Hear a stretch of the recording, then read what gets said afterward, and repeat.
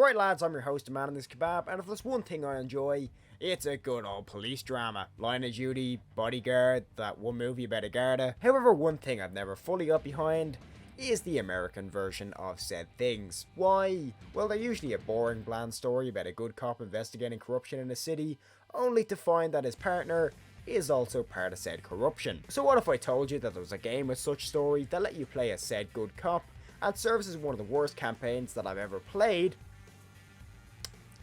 Well, do I have the game for you. Battlefield Hardline was an underwhelming game to many at its launch, diverting heavily from the traditional Battlefield formula to instead opt for a cops vs robbers small-scale shooter that in terms of multiplayer was either a love it or hate it ordeal. Personally, I had a lot of fun with this game's multiplayer. Is it very good? Yeah, not exactly, it's very stripped down and bare bones, but it was fun every now and then. Plus, I already covered Battlefield 1's multiplayer last week, so I didn't exactly want to go straight into another multiplayer. The same cannot be said for this game's campaign. This is quite possibly the most linear, play it safe campaign I've ever played. Whether it be the forgettable characters, easy to see plot twists, or get to the point. So today, we'll be taking a reasonably in-depth look at Battlefield Hardline's campaign, why it's so awful, and I'll throw a few gags in on the way. The story itself is your typical run-of-the-mill cop drama. A good cop wrapped up in the misdeeds of corrupt cops, being framed for their crimes, and eventually turns to taking revenge on those same cops, and becomes the ruler of the security company that they set up, which is basically just a front for protecting high-paying criminals. This story has a lot of flaws, number one of which, the characters. Crime dramas are typically relatively serious shows, and thus you need a relatively serious cast of characters. We start off with Nick Mendoza, a Cuban-born detective whose only goal is to be a good cop, mainly in opposition to what his father done, which was torture prisoners for the Cuban secret police. Nick is your stereotypical badass cop. He's good at pretty much everything, and of course has the most generic, monotone cop voice. He's not a bad character by any metrics, but if you watched any cop drama, he's not exactly special either. Similar in this case is both Kai and Stoddard, serving as the bad cop and corrupt cop of the game, with both basically acting as you'd expect. One being slightly edgier and willing to do things off the books, and the other being arrogant to the point of failure. Battlefield has long since been a series that struggled with creating compelling characters, besides bad company, with both Battlefield 3 and Battlefield 4 having a cast of characters that serve as nothing more than empty shells to voice stereotypical lines, something Hardline abuses to an immense degree. Oh, and Marcus, just so we're clear, race is not a factor here. My dislike of you is strictly personal. Didn't take very long. What do you say we bag these guys and go grab some lunch? She do that karate for you yet?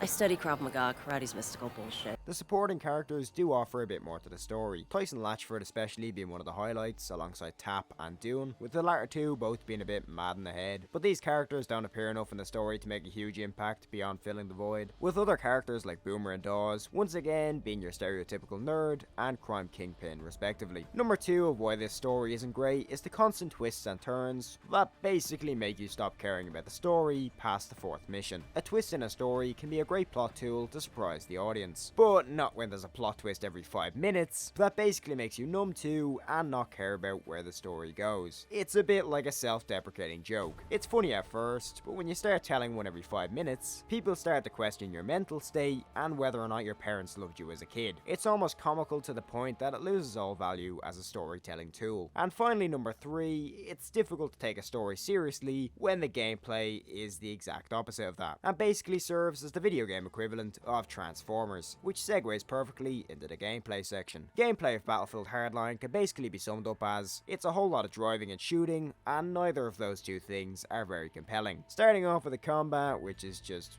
meh. Battlefield Hardline is of course a cop game, and it does a pretty good job of reflecting that. Avoiding gunfights is encouraged, and instead the game encourages you to arrest or take down subjects through non-lethal methods, and use stealth because of course you're a cop and not a soldier. The only problem is this makes the gameplay incredibly slow and methodical. You are encouraged to first scout an area before engaging with your police scanner, identifying enemies and possible warrants, before approaching and apprehending subjects by flashing your badge and forcing them to drop their weapons weapons, which makes sense until later in the game when you're no longer a cop, in which case, why are a lot of criminals dropping their guns for a random guy and not just shooting him? In all reality, it's a lot easier to just pull out your gun and shoot everyone in sight, although again, the game actively discourages you from doing this by providing you with a limited amount of ammo and making your primary weapon a pistol. The levels themselves are incredibly cramped and on rails, offering little in terms of finding different approaches to an engagement, which basically leads to the same strategy every single time. Pick off most enemies with your rifle from a distance, and then move in to mop up the rest. In between this combat, you'll have a mix of a few things: large sections of just walking, quick time events, and of course, driving sections. Once again, the driving sections are essentially on rails, which basically involve either pursuing or fleeing from criminals, with every car you hit instantly exploding. These are easily the worst part of the game, and should offer a fun escape from the combat, but instead just feel like you're holding the accelerator for 3 minutes before cutscene triggers. The levels and where they're set are also not exactly great looks wise. This game reuses a lot of assets, and in general,